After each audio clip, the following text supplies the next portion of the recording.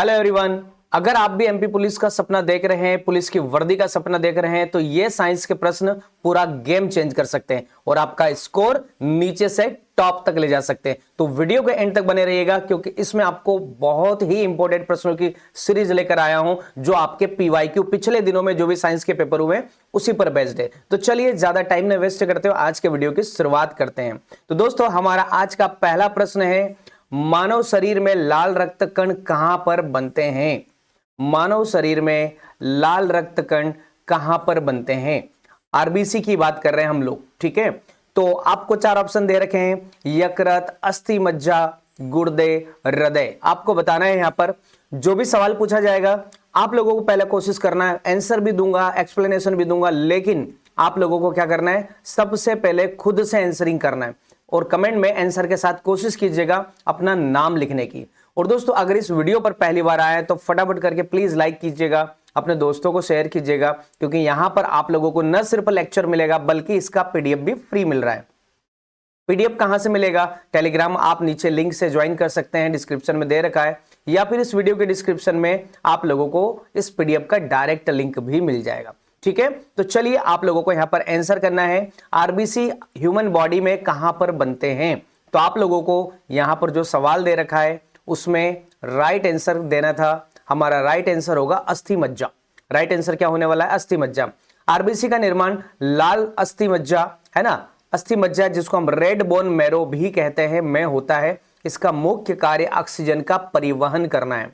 देखिएगा, जैसे आप लोग देखते हैं ट्रांसपोर्टेशन का काम, आज बहुत सारी गाड़ियां ट्रांसपोर्टेशन का काम करती है, सामान को एक जगह से दूसरी जगह ले जाने का काम करती है। उसी प्रकार आरबीसी का काम होता है ट्रांसपोर्टेशन का, ठीक है। हमारे शरीर में ट्रांसपोर्टेशन का इसका मुख्य कार्य होता है, जो ऑक्सीजन का ट्रांसपोर्टेशन करती है, यानी ऑक्सीजन को पूरे बॉडी में, भैया बगैर ऑक्सीजन से हमारे ब्रेन को भी एनर्जी के लिए, ब्रेन की एनर्जी क्या है? ऑक्सीजन। तो ऑक्सीजन को ये ले जाने का काम पूरे बॉडी में करता है हमारा आरबीसी। दैट मीन्स कहां पर पाया जाता है? अस्थि मज्जा में। चलिए ठीक है, तो हम लोग शुरुआत करते हैं हमारे दूसरे प्रश्न की। फटाफट करके बढ़ेंगे, हम बिल्कुल कम समय में यहां पर ज्यादा से ज्यादा प्रश्न कवर करेंगे। आप वीडियो के एंड तक बने रहिएगा, बहुत ही दमदार। आखिरी में वो 5 जो आपके लास्ट पीवाईक्यू में आ रखे हैं प्रश्न, अभी आपके एमपी पुलिस के पेपर में आ रखे हैं, वही मैंने 5 क्वेश्चन ले रखे हैं। मानव शरीर की सबसे बड़ी ग्रंथि कौन सी है? मानव शरीर की सबसे बड़ी ग्रंथि कौन सी है, यहां पर वो बताना है ना, अपने को वो बताना है। चलिए ठीक है, 4 ऑप्शन दे रखे हैं यहां पर, है ना, यकृत, अग्नाशय, लार ग्रंथि, पिट्यूटरी ग्रंथि, है ना, ये आप लोगों को यहां पर दे रखा है, ठीक है। चलिए ठीक है, तो आपको यहां पर 5 सेकंड के अंदर कोशिश करना है आंसरिंग करने की। चलिए ठीक है, तो हम लोग यहां पर इसका सही जवाब देख लेते हैं। इमेज से आप लोग समझ गए होंगे, जज कर लिया होगा।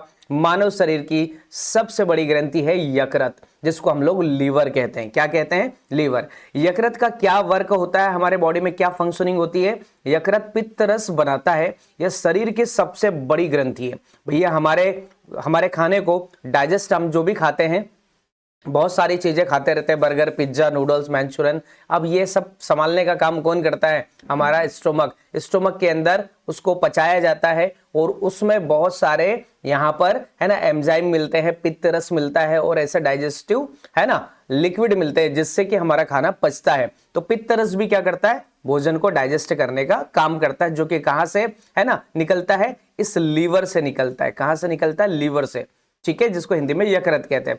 शरीर की सबसे बड़ी ग्रंथि पूछ ली जाए तब भी आप लोग आंसर क्या लगाएंगे? यकृत लगाएंगे, लीवर ही लगाएंगे। चलिए ठीक है, याद रहेगा। चलिए बढ़ते हैं हम लोग हमारे तीसरे सवाल की ओर। क्वेश्चन नंबर 3 है हमारा यहां पर पौधों में प्रकाश संश्लेषण के दौरान कौन सी गैस उत्पन्न होती है? भैया हम लोग, है ना, आपने देखा हम लोग ऑक्सीजन लेते हैं, CO2 रिलीज करते हैं। इसी प्रकार पौधों का भी कुछ सिलसिला चलता है।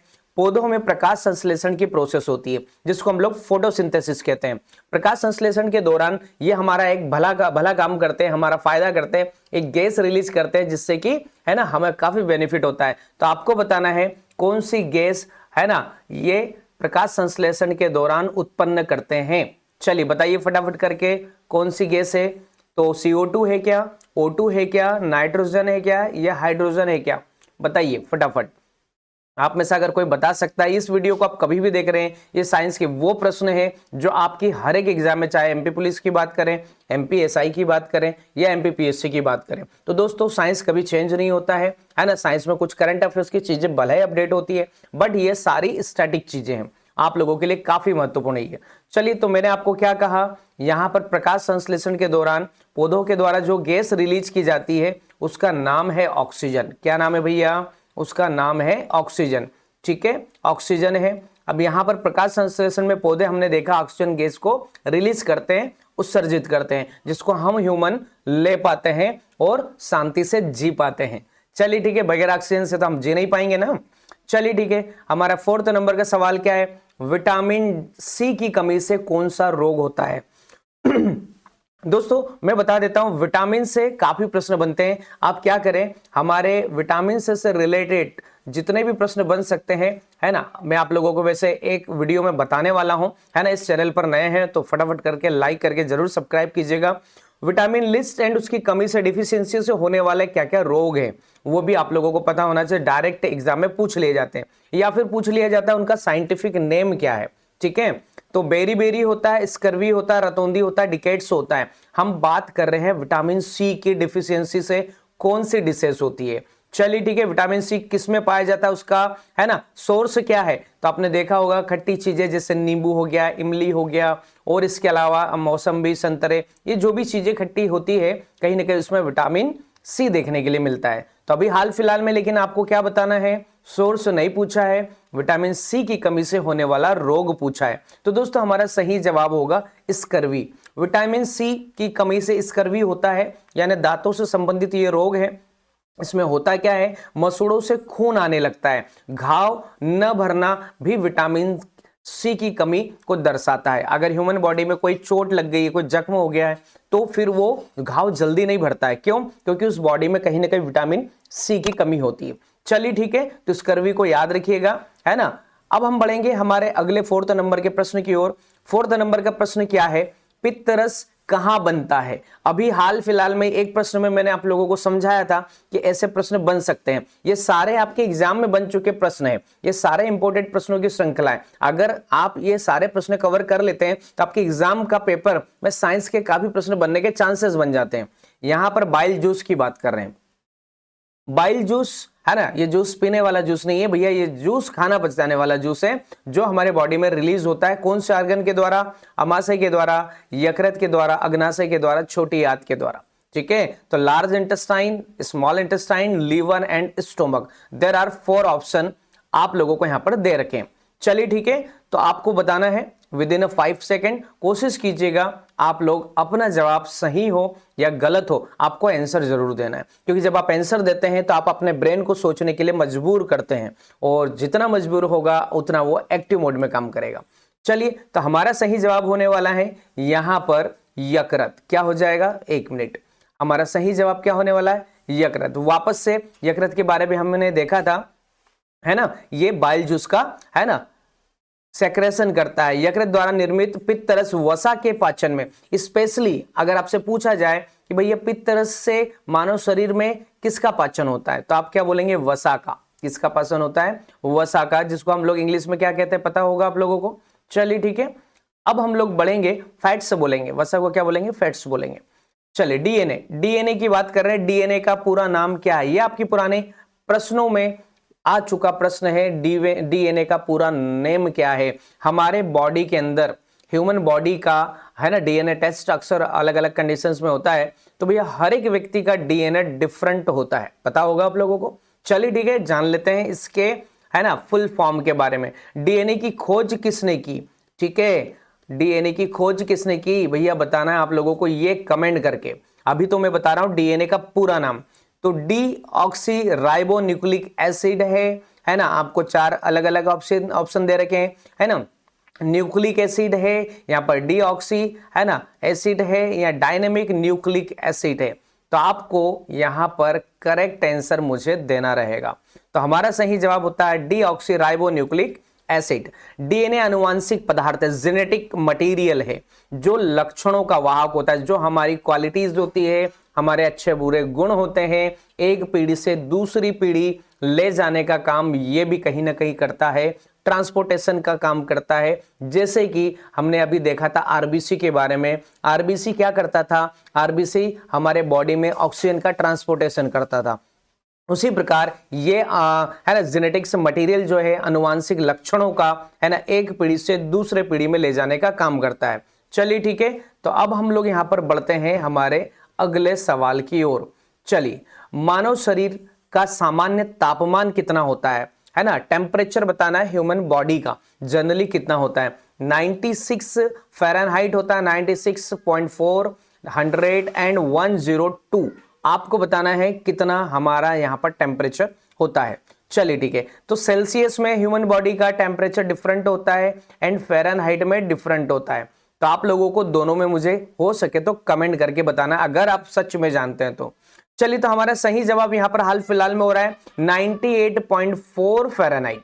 98.4 फ़ारेनहाइट ह्यूमन बॉडी का टेम्परेचर होता है और सेल्सियस में बात करें तो 37 डिग्री सेल्सियस होता है। चलिए ठीक है, तो ये दोनों फैक्ट आप लोगों को याद करना है, एग्जाम में काफी प्रश्न बनते हैं। जब हम बीमार पड़ जाते हैं तो डॉक्टर थर्मामीटर से चेक करते हैं कि भैया बॉडी में टेम्परेचर कितना है ना। हम बोलते हैं ना मुझे तो 100 डिग्री सेल्सियस बुखार था, तो भैया ये बुखार है ना हमारी बॉडी का टेम्परेचर बढ़ने को ही कहते हैं।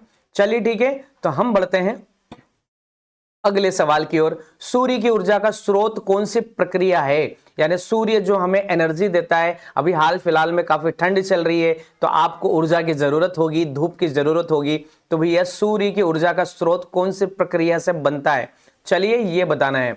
तो यहाँ पर फ्यूजन है, फिजन है, कंब्यूस्टन है ना, इवेपोरेशन है, तो कौन सा प्रोसेस है ना सूर्य की ऊर्जा का स्रोत है। चलिए ठीक है, तो यहां पर आप लोगों को जवाब देना है। हमारा जवाब होगा फ्यूजन, दैट मीन्स हिंदी में कहें तो संलयन। सूर्य में हाइड्रोजन परमाणु मिलकर ही हीलियम बनाते हैं, यानी हाइड्रोजन परमाणु मिलकर आपस में क्या बनाते हैं, हीलियम बनाते हैं, जिससे ऊर्जा निकलती है और वो हम ह्यूमंस तक, इंसानों तक धरती पर पहुंचती है। अंडरस्टूड। चलिए ठीक है, तो ये जो ऊर्जा बनती है प्रकाश के रूप में, धूप के रूप में, है ना, गर्मी के रूप में, वो कौन से मेथड से होता है, संलयन के द्वारा होता है। चलिए ठीक है, तो अब हम बढ़ते हैं अगले प्रश्न की ओर।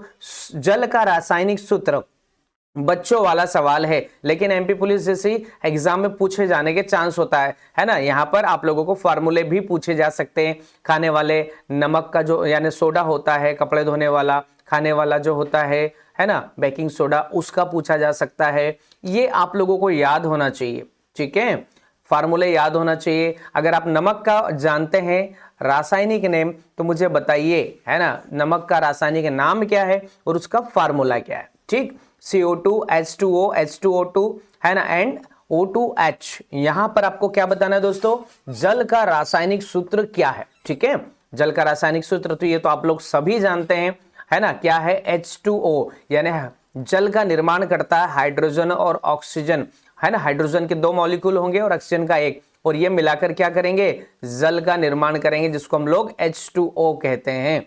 चलिए ठीक है, अब हम बात करेंगे, है ना, ये तो हमें आंसर पता ही है। ठीक है, हृदय में कितने कक्ष होते हैं, दैट मीन्स कितने डिवीजन होते हैं, ये भी आप लोग जानते हैं, है ना, कितने डिवीजन होते हैं हमारे, है ना, हार्ट के अंदर, तो आप लोग जानते हैं 4 चैम्बर्स होते हैं, है ना, कितने चैम्बर्स होते हैं, डिवीजन कक्ष बोलो, है ना, तो यहां पर 4 चैम्बर्स होते हैं। काफी आसान सा प्रश्न है लेकिन आपको पता होना चाहिए। अब उनके नाम पूछ लिए जाएं कि भैया उनके नाम क्या होते हैं, तो 2 आलिंद होते हैं और 2 नीलय होते हैं। क्या होते हैं, 2 आलिंद होते हैं और 2 नीलय होते हैं। ये याद रखिएगा, जिसको हम दाया आलिंद दाया नीलय कहते हैं, है ना, ठीक है, या बाया आलिंद बाया नीलय कहते हैं। चलिए ठीक है, अब हम लोग बढ़ते हैं हमारे 11वें नंबर के प्रश्न की ओर। दोस्तों अभी तक अगर आप सिर्फ वीडियो को देख रहे हैं लेकिन अभी भी आपने न तो लाइक किया न सब्सक्राइब किया है, तो मुझे बताइए दोस्तों, कोई आपके लिए अगर इतनी मेहनत करके ये पूरा क्लास रेडी करता है, रिकॉर्ड करता है और आपको free notes, free PDF, free lecture दे रहा है, तो आप लोगों का भी कुछ रिस्पॉन्सिबिलिटी होगा कि प्लीज लाइक करके चैनल को जरूर सब्सक्राइब कीजिएगा, क्योंकि आपको आगे भी ऐसे ही वीडियो का नोटिफिकेशन मिलता रहे और आप कोई भी क्लास मिस न करें।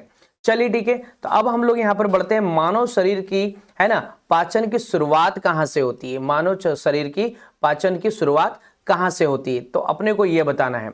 तो पता होगा आप लोगों को शुरुआत कहां से होती है। हम लोग जो खाना खाते हैं, पचाने की प्रोसेस कहां से शुरू हो जाती है? भैया हमारे मुख से ही होगी ना, क्योंकि हम लोग खाना जैसे ही मुंह के अंदर लेंगे तो फिर चबाना शुरू कर देते हैं, और फिर बहुत सारे, फिर निगलना, अंदर पचाना, बहुत सारी, है ना, जटिल प्रोसेस चलती है।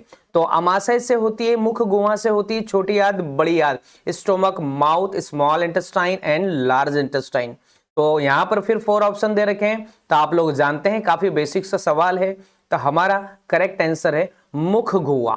मुख गुहा, ये जो हमारा मुख वाला हिस्सा है, ये आप जो देख रहे हैं, है ना, ये वाला हिस्सा, ठीक है, इसे हम लोग क्या नाम देते हैं? मुख गुहा का नाम देते हैं। मुख के अंदर की गुहा, जब हम, है ना, मुंह पूरा खोलते हैं तो ये वाला हिस्सा मुख गुहा के नाम से जाना जाता है। हमारे मुंह के अंदर काफी लार्स होती है, डिफरेंट लार्स होती है जो निकलती है, और खाने को, है ना, पचाने का, विघटन करने का, छोटे छोटे स्मॉल बाइट समेत तोड़ने का हमारे दांत तो काम करते हैं, लेकिन उसको निगलने के लिए लसलसा बनाते हैं ये लार्स और सलाइवा, ठीक है। स्टार्च के विघटन में कहीं ना कहीं इसका रोल होता है। तो हमारा सवाल क्या था? पाचन की शुरुआत कहां से होती है? मुख गुहा से होती है, और मुख में क्या होती है? लार होती है। इनके द्वारा स्टार्च के विघटन से, है ना, पाचन की प्रक्रिया शुरू होती है। चलिए ज्यादा समय नहीं वेस्ट करेंगे, हमें फटाफट करके काफी सवाल करना है ना। यहां पर इंसुलिन हार्मोन का स्त्राव किस अंग से होता है?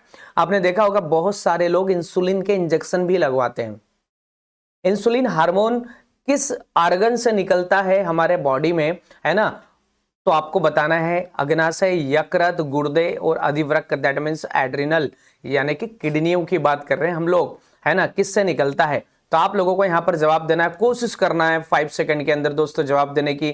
समय हमारे पास कम है, सवाल काफी ज्यादा हैं।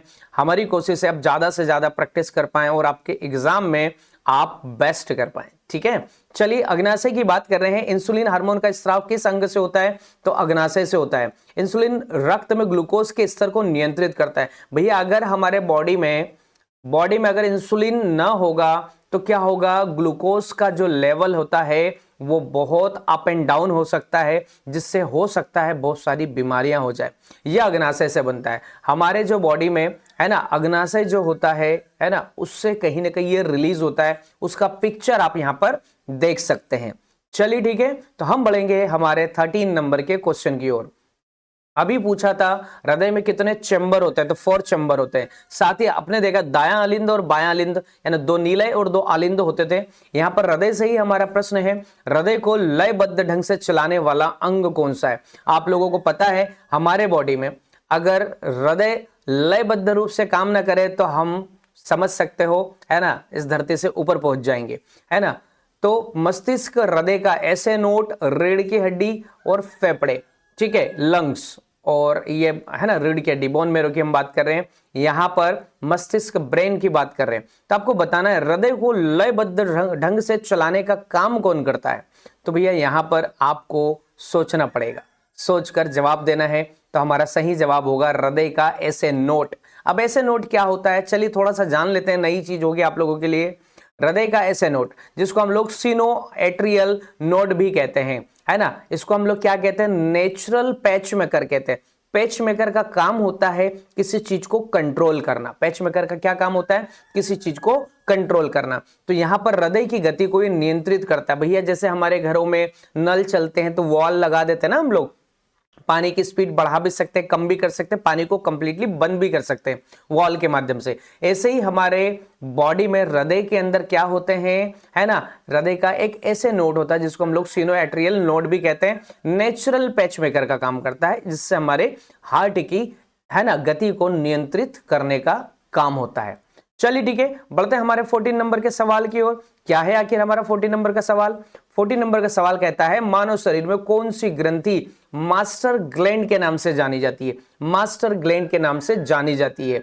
चलिए, थायराइड, पिट्यूटरी, एड्रिनल और पिनियल, ठीक है दोस्तों। आप अगर एमपी पुलिस की सीरियसली तैयारी कर रहे हैं तो यहां तक आप वीडियो देखते आए होंगे तो एंड तक जरूर जाइएगा। काफी महत्वपूर्ण सवाल आखिरी में मैंने ऐड करे हैं ताकि आप लोग, है ना, एग्जाम में बेटर कर पाए। साथ ही अभी मैंने रीजनिंग की भी क्लासेस ली सीरीज की, एमपी पुलिस के पुराने पीवाईक्यू लेवल के आधार पर, अभी हाल फिलहाल में जो पिछली शिफ्ट में पेपर आए हैं उसी के बेसिस पर मैंने क्वेश्चंस आप लोगों को एक नई टेक्निक से पढ़ाए हैं। साथ ही एमपी पुलिस के लिए करंट अफेयर्स की स्पेशली डेडिकेटेड क्लासेस भी है। तो आप लोग ये सारी क्लासेस है ना देखिएगा। एमपी पुलिस के मैंने एक प्लेलिस्ट बना रखी है एमपी पुलिस के नाम से, उसमें आपको हर एक मिल जाएगा।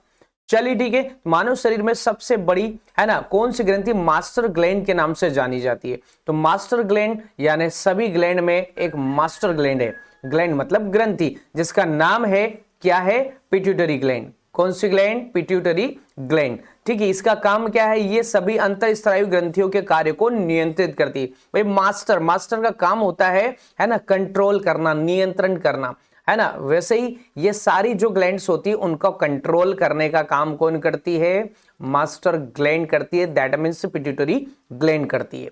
चलिए ठीक है। हम लोग बढ़ते हैं हमारे अगले सवाल 15 नंबर के क्वेश्चन की ओर। रक्त का कौन सा घटक जमावट में सहायक होता है? आप लोग जानते हैं हमारे बॉडी में अगर ब्लड न जमे, अब जमना मतलब ऑटोमेटिक, अभी तो फ्लो में बह रहा है ना, हम बैठे हैं लेटे हैं फ्लो चल रहा है, लेकिन आप लोग जानते हैं दोस्तों जब चोट लग जाती है तो ब्लड बहता है, या हाथ कट जाता है, पैर कट जाता है किसी भी कारण से, है ना, कटे या फिर चोट लगे, तो फिर क्या होता है? ब्लड है ना बहने लगता है। तो उस बहते ब्लड को अगर सोचो, अगर ब्लड बहना बंद ना हो तो फिर क्या हो? हमारे बॉडी का सारा ब्लड निकल सकता है ना, हमारी डेथ तक हो सकती है। तो ब्लड का जो है ना कौन सा हमारे बॉडी में ऐसा कौन सा घटक है, कौन सा है ना कंपोनेंट है जिससे ब्लड बहना बंद होता है, उसमें जमावट होने में सहायक होता है? तो RBC, WBC, platelets and plasma. आपको 4 ऑप्शन दे रखे, आपको यहां पर जवाब देना है। चलिए ठीक है, जान लेते हैं उस कंपोनेंट का नाम। उसका नेम होता है क्या? प्लेटलेट्स। क्या नेम होगा? प्लेटलेट्स होगा।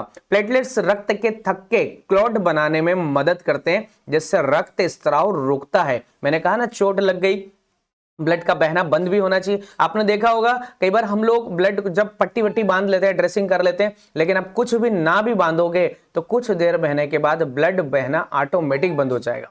ठीक है ना, शॉकिंग फैक्ट। तो आप लोगों को ये याद रखना है ना, इस कंपोनेंट का नाम क्या है? प्लेटलेट्स है, जिससे ब्लड क्लोटिंग का काम है ना होता है। चलिए ठीक है। अब हम लोग बढ़ते हैं हमारे 16 नंबर के क्वेश्चन की ओर। पौधों में जल का परिवहन किस ऊतक के द्वारा होता है?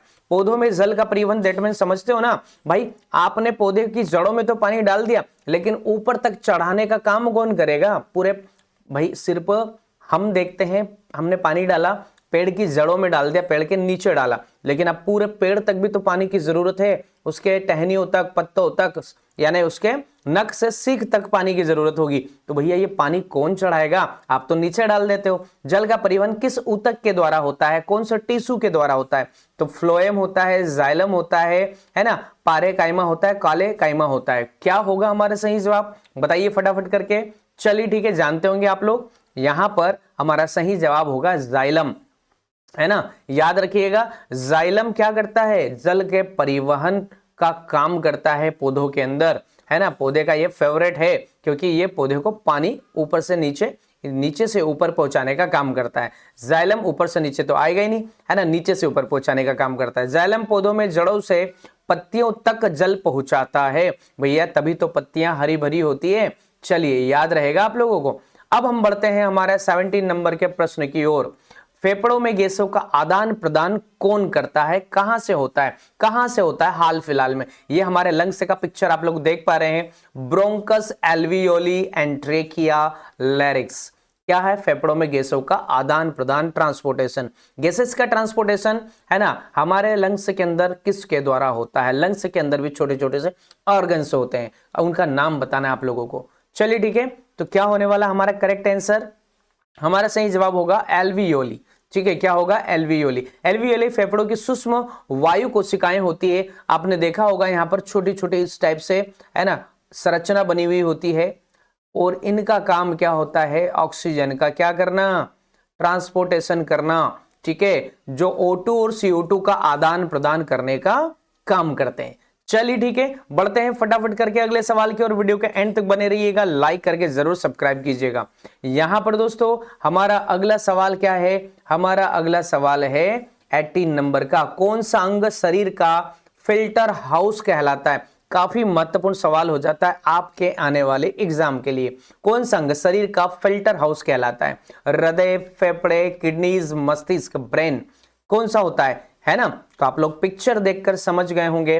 फिल्टर हाउस दैट मीन्स किडनियों की हम लोग यहां पर बात कर रहे हैं, जिससे गुर्दे भी कहते हैं। भैया इसका काम होता है शरीर में फिल्टर का काम करना। गुर्दे रक्त से अपशिष्ट पदार्थों को छानकर मूत्र के रूप में बाहर निकालते हैं।